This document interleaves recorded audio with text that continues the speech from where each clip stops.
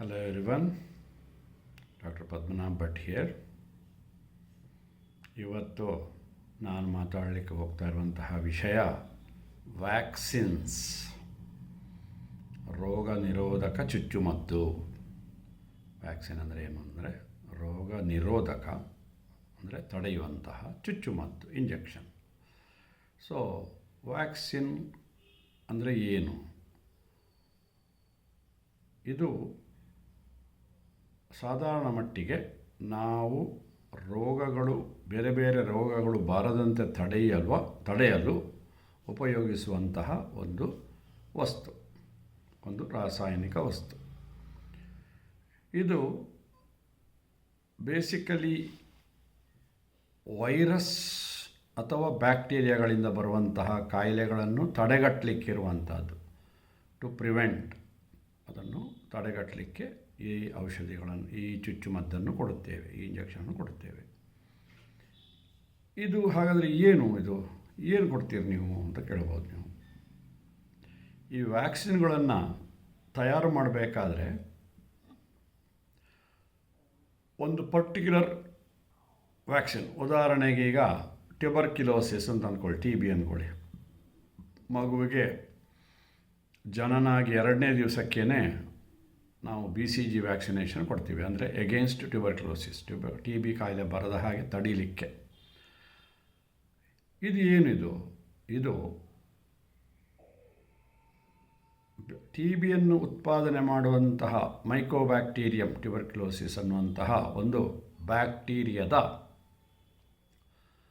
ಒಂದು ಪೋರ್ಷನ್, ಅಂದರೆ ಒಂದು ಡೆಡ್ ಪೋರ್ಷನ್ ಅಥವಾ ಅರೆಜೀವಾಗಿರುವಂತಹ ಒಂದು ಪೋರ್ಷನ್ ಅನ್ನು ಬ್ಯಾಕ್ಟೀರಿಯಾವನ್ನು ನಾಶ ಮಾಡುವಂತಹ ಪ್ರೋಸೆಸ್ನಲ್ಲಿ ಅದರಲ್ಲಿ 2 ಭಾಗ ಇರ್ತದೆ. ಒಂದು ಆ್ಯಂಟಿಜನ್ ಅಂದರೆ ಅದು ಅದರ ವೈಯಕ್ತಿಕ ಒಂದು ಗುರುತು. ಅದರ ಜೊತೆ ಇನ್ನೊಂದು ಏನಿರುತ್ತೆ, ಟಾಕ್ಸಿಸಿಟಿ, ಅದು ಕಾಯಿಲೆ ಉತ್ಪತ್ತಿ ಮಾಡುವಂತಹ ಒಂದು ವಸ್ತು. ಇದು 2 ಸೇರಿಸ್ಕೊಂಡಿರ್ತದೆ, ಒಂದು ಬ್ಯಾಕ್ಟೀರಿಯಾನೇ ಆಗಲಿ ವೈರಸ್ಸೇ ಆಗಲಿ. ಸೊ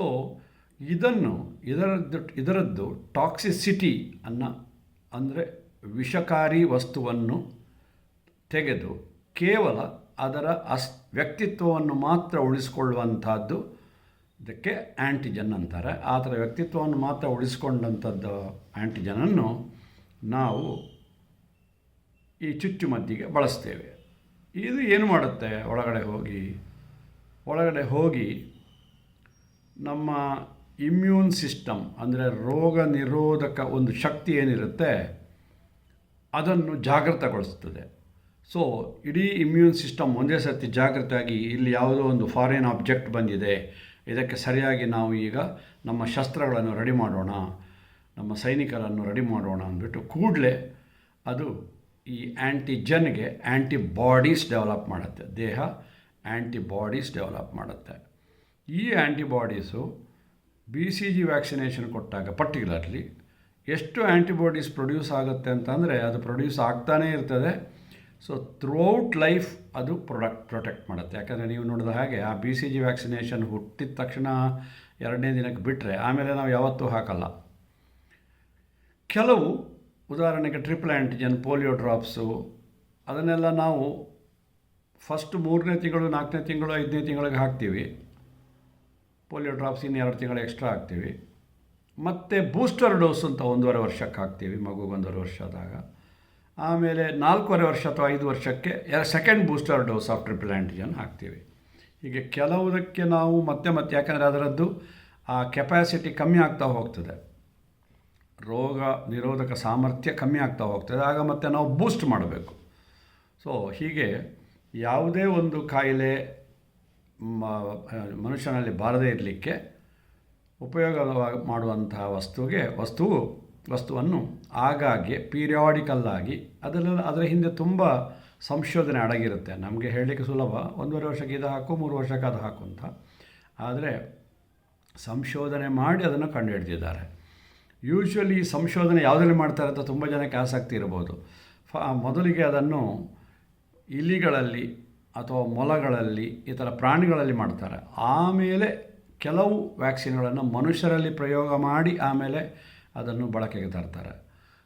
ಹೀಗೆ ಈ ವ್ಯಾಕ್ಸಿನ್ನು BCG ವ್ಯಾಕ್ಸಿನೇಷನ್ ಆದಮೇಲೆ ಮತ್ತೆ ಒಂದು 9ನೇ ತಿಂಗಳಿಗೆ ಮೀಸಲ್ಸ್ ವ್ಯಾಕ್ಸಿನ್, ಮೀಸಲ್ಸ್ ಬಗ್ಗೆ ನಾನು ಮಾತಾಡಿದ್ದೀನಿ ಆವಾಗಲೇ. ಮೀಸಲ್ಸ್ ಅನ್ನೋ ಒಂದು ಕಾಯಿಲೆ, ಮೈಯಲ್ಲೆಲ್ಲ ರ್ಯಾಷಸ್ ಬೀಳ್ತದೆ, ಜ್ವರ ಬರುತ್ತೆ, ಹೈ ಫೀವರ್ ಬರ್ತದೆ. 9 ತಿಂಗಳಿಗೆ ಅದನ್ನು ಹಾಕ್ತೀವಿ. ಆಮೇಲೆ 18ನೇ ತಿಂಗಳಿಗೆ MMR ಹಾಕ್ತೀವಿ. First booster dosage of triple antigen ಹಾಕ್ತೀವಿ. ಹೀಗೆ ಹಲವಾರು ಸ್ಟೇಜ್ಗಳಲ್ಲಿ ಅದು ನಿಮ್ಮ ಡಾಕ್ಟ್ರು ನಿಮಗೆ ಹೇಳ್ತಾರೆ ಯಾವಾಗ ಹಾಕಬೇಕು ಅಂತ. ಅಂದರೆ ಉದ್ದೇಶ ಏನಂದರೆ ರೋಗ ತಡೆಯುವಂತಹ ಒಂದು ಗುಣವನ್ನು ದೇಹ ಬೆಳೆಸ್ಕೋಬೇಕು ಅಂತ ನಾವು ಈ ವ್ಯಾಕ್ಸಿನ್ಗಳನ್ನು ರೋಗ ಪ್ರತಿರೋಧಕ ಅಥವಾ ರೋಗ ನಿರೋಧಕ ಶಕ್ತಿಯನ್ನು ಜಾಸ್ತಿ ಮಾಡಲಿಕ್ಕೆ ಉಪಯೋಗ ಮಾಡ್ತೀವಿ. ಇದು ಕೆಲವು ಸರ್ತಿ ಲೈವ್ ಅಟೆನ್ಯೂಯೇಟೆಡ್, ಅಂದರೆ ಅದು ಜೀವಂತವಾಗಿರುತ್ತದೆ, ಆ ವೈರಸ್ಸು ಜೀವಂತವಾಗಿರುತ್ತದೆ, ಆದರೆ ಅದನ್ನು ಕಂಪ್ಲೀಟ್ ನಿಶ್ಶಕ್ತಿಗೊಳಿಸ್ತೇವೆ ನಾವು. ಯಾವುದೋ ದ್ರಾವಣದಲ್ಲಿ ಅದನ್ನು ಬೆಳಿಲಿಕ್ಕೆ ಬಿಟ್ಬಿಟ್ಟು ನಿಶ್ಶಕ್ತೀಕರಣ ಮಾಡಿ ಆನಂತರ ಇಂಜೆಕ್ಷನ್ ಮೂಲಕ ಒಳಗಡೆ ಕಳಿಸ್ತೀವಿ. ಆವಾಗ ಏನಾಗ್ತದೆ ಅಂತಂದರೆ ಅದು ಅರೆಜೀವವಾಗಿರುವಂಥದ್ದು. ಅದನ್ನು ನಮ್ಮ ಬಾಡಿ ರೆಕಗ್ನೈಸ್ ಮಾಡ್ತದೆ. ಒಂದು ಬೇರೆ ಫಾರಿನ್ ಬಾಡಿ ಬಂದಿದೆ ಅಂತ ಹೇಳಿಬಿಟ್ಟು ನೋಡಿ ಅದಕ್ಕೆ ಆ್ಯಂಟಿಬಾಡೀಸನ್ನು ಡೆವಲಪ್ ಮಾಡ್ತದೆ. ಸೊ ಪ್ರತಿಯೊಂದು ವ್ಯಾಕ್ಸಿನ್ಗೂ ನಮ್ಮ ದೇಹ ಆ್ಯಂಟಿಬಾಡೀಸನ್ನು ಡೆವಲಪ್ ಮಾಡುತ್ತೆ. ಇದು ಕೆಲವು BCG ಥರದ್ದು ಶಾಶ್ವತವಾಗಿರ್ತದೆ. ಕೆಲವು ವೈರಲ್ ವ್ಯಾಕ್ಸಿನ್ಗಳು ಕೆಲವು ಅವಧಿಯ ತನಕ ಮಾತ್ರ ಇರ್ತದೆ. ನಿಮಗೆ ಕೋವಿಡ್ ವ್ಯಾಕ್ಸಿನ್ ಜ್ಞಾಪಕ ಇರ್ಬೋದು. ಕೋವಿಡ್ ವ್ಯಾಕ್ಸಿನ್ ಟೈಮ್ನಲ್ಲಿ 2 ತಗೊಳ್ಬೇಕು ವ್ಯಾಕ್ಸಿನ್ ಅಂತ. ಒಂದು ಇವತ್ತು ತಗೊಂಡ್ರೆ ಇನ್ನೊಂದು ತಿಂಗಳು ಬಿಟ್ಕೊಂಡು ಇನ್ನೊಂದು ತಗೊಳ್ಬೇಕು, ಮತ್ತು 6 ತಿಂಗಳು ಬಿಟ್ಕೊಂಡು ಇನ್ನೊಂದು ತಗೊಳ್ಬೇಕು ಅಂತ ಆವಾಗ ರೂಲ್ಸ್ ಮಾಡಿದ್ದು. ಬಟ್ ಗೌರ್ಮೆಂಟ್ 2 ಪ್ರೊವೈಡ್ ಮಾಡಿತ್ತು ಆವಾಗ. 1 ತಗೊಂಡು 1 ತಿಂಗಳು ಬಿಟ್ಕೊಂಡು ಇನ್ನೊಂದು. ಅದು ಎಲ್ಲ ನಮ್ಮ ಸಾರ್ವಜನಿಕರಿಗೆ ಎಲ್ಲರಿಗೂ ನಮ್ಮ ಆಗಿನ ಸರ್ಕಾರ ಒದಗಿಸಿತ್ತು, ಫ್ರೀಯಾಗಿ ಒದಗಿಸಿತ್ತು. ಸೊ ಅದನ್ನು ನಾವು ತಗೊಂಡಿದ್ದೀವಿ. ನಾವು ಡಾಕ್ಟ್ರುಗಳು 3ನೇ ಇಂಜೆಕ್ಷನ್ ಕೂಡ ತಗೊಂಡಿದ್ದೀವಿ. ಆದ್ದರಿಂದ ನಮಗೆ ಅದು ನೆಕ್ಸ್ಟ್ ಕೋವಿಡ್ ಬರಲ್ಲ ಕೊರೋನಾ ವೈರಸ್ ನಮ್ಮನ್ನು ಅಟ್ಯಾಕ್ ಮಾಡಲ್ಲ ಅನ್ನುವಂತಹ ಒಂದು ನಂಬಿಕೆ. ಸೊ ಹೀಗೆ ಕೆಲವು ಇದರಲ್ಲಿ ಲೈವ್ ಅಟೆನ್ಯೂಯೇಟೆಡ್, ಕೆಲವು ಇದರಲ್ಲಿ ಫುಲ್ಲಿ ಡೆಡ್, ಈ ಥರ ಆರ್ಗ್ಯಾನಿಸಮ್ಗಳನ್ನು, ಅಂದರೆ ಸೂಕ್ಷ್ಮಾಣು ಜೀವಿಗಳನ್ನು ದೇಹದೊಳಗೆ ಕಳಿಸ್ತೇವೆ. ನಾವು ಚಿಕ್ಕವರಿರುವಾಗ ನೀವು ನೋಡಿರ್ಬೋದು, ನಮಗೆ ಸ್ವಲ್ಪ ವಯಸ್ಸಾಗಿರೋರು ನೀವು ಶೋಲ್ಡರ್ ನೋಡಿದರೆ ಇಲ್ಲಿ 2 ಅಗಲದ್ದು ಈ ಕಡೆ 2 ಕಡೆನೂ ಅಗಲದ್ದು ಸ್ಕಾರ್ ಕಾಣಿಸ್ತದೆ, ಗಾಯವಾಸಿಯಾಗಿರೋದು. ಆ ಕಾಲದಲ್ಲಿ ಸಿಡುಬು ಅಥವಾ ಸ್ಮಾಲ್ ಪಾಕ್ಸ್ ಬಹಳ ಕಾಮನ್ ಆಗಿ ಬರ್ತಾಯಿತ್ತು. ಅದು ಬಂದರೆ ಮುಖದಲ್ಲಿ, ಈಗ ನೀವು ಚಿಕನ್ ಪಾಕ್ಸ್ ನೋಡಿದ್ದೀರಲ್ವ, ಅದು ಬಂದು ಹೋಗುತ್ತೆ. ಆ ಸ್ಮಾಲ್ ಪಾಕ್ಸ್ ಬಂದರೆ ಆ ಮುಖ ಎಲ್ಲ ತೂತಿರುತ್ತೆ, ಅಂದರೆ ಒಂದು ಗುಂಡಿ ಇರುತ್ತೆ. ನೀವು ನೋಡಿರ್ಬೋದು ಕೆಲವ್ರನ್ನ. ಅದು ಆ ಕಾಲದಲ್ಲಿ ಸಿಡುಬು ಅಥವಾ ಸ್ಮಾಲ್ ಪಾಕ್ಸ್ ಅನ್ನೋದು ಬಹಳ ಕಾಮನ್ ಆಗಿತ್ತು. ಸೊ ನಮಗೆ ಚಿಕ್ಕ ಮಕ್ಕಳಿರುವಾಗ ಈ ವ್ಯಾಕ್ಸಿನನ್ನು ಹಾಕ್ತಾಯಿದ್ರು. ಆವಾಗ ಇಷ್ಟು ಸೂಕ್ಷ್ಮವಾಗಿ ಇಂಜೆಕ್ಷನ್ ಕೊಡುವಂಥ ಅಭ್ಯಾಸ ಇರಲಿಲ್ಲ. ಒಂದು ಹೀಗೆ ವ್ಯಾಕ್ಸಿನನ್ನು ಗಾಯ ಥರ ಮಾಡಿಬಿಟ್ಟು ಒಳಗಡೆ ಕಳಿಸ್ತಾಯಿದ್ರು, ಸ್ಮಾಲ್ ಪಾಕ್ಸ್ ವ್ಯಾಕ್ಸಿನ್ನ. ಸೊ ಹೀಗೆ ಸ್ಮಾಲ್ ಪಾಕ್ಸ್ನಿಂದ ಹಿಡಿದು ಆ ಕಾಲದಲ್ಲಿ ಈವಾಗಿನ ಬೇರೆ ಥರದ ವ್ಯಾಕ್ಸಿನ್ಗಳು, ಅಂದರೆ ಪೀರಿಯಾಡಿಕಲ್ಲಿ ಇದು ಚೇಂಜ್ ಆಗ್ತಾ ಇರ್ತದೆ. ಯಾವ್ಯಾವ ಹೊಸ ಕಾಯಿಲೆ ಬಂದರೆ ಅದಕ್ಕೆ ಸರಿಯಾಗಿ ವ್ಯಾಕ್ಸಿನ್ಗಳನ್ನು ಪ್ರಿಪೇರ್ ಮಾಡ್ತಾರೆ. ಮಕ್ಕಳಿಗೆ ಇವಾಗ ಹೆಣ್ಣು ಮಕ್ಕಳಿಗೆ ಇತ್ತೀಚೆಗೆ ಭಾಳ ಜನ ನನಗೆ ಬಂದು ಪ್ರಶ್ನೆ ಕೇಳ್ತಾರೆ, ಸರ್ ಅದು HPV ವ್ಯಾಕ್ಸಿನ್ ಅಂತ ಹೇಳಿಬಿಟ್ಟು ಹಾಕಬೇಕು ಅಂತ ಸ್ಕೂಲಲ್ಲಿ ಹೇಳ್ತಾ ಇದ್ದಾರೆ ಅಂತ. HPV ಅಂದರೆ ಹ್ಯೂಮನ್ ಪ್ಯಾಪಿಲೋಮಾ ವೈರಸ್ ಅಂತ. ಅದು ಹೆಣ್ಣು ಮಕ್ಕಳಿಗೆ ಸರ್ವೈಕಲ್ ಕ್ಯಾನ್ಸರ್, ಅಂದರೆ ಗರ್ಭಕೋಶದ ಎಂಟ್ರೆನ್ಸ್ ಸರ್ವಿಕ್ಸ್ ಜಾಗದಲ್ಲಿ ಕ್ಯಾನ್ಸರ್ ಬರುವಂಥ ಚಾನ್ಸಸ್ ಉಂಟು ಅಂತ ಹೇಳ್ತಾರೆ ಹೆಣ್ಣು ಮಕ್ಕಳಿಗೆ. ಅದು ಕೆಲವು ಹೆಣ್ಣು ಮಕ್ಕಳಿಗೆ, ಅದು ಅಂದರೆ ಮಲ್ಟಿಪಲ್ ಸೆಕ್ಸ್ ಪಾರ್ಟ್ನರ್ಸ್ ಇರುವಂಥದ್ದು.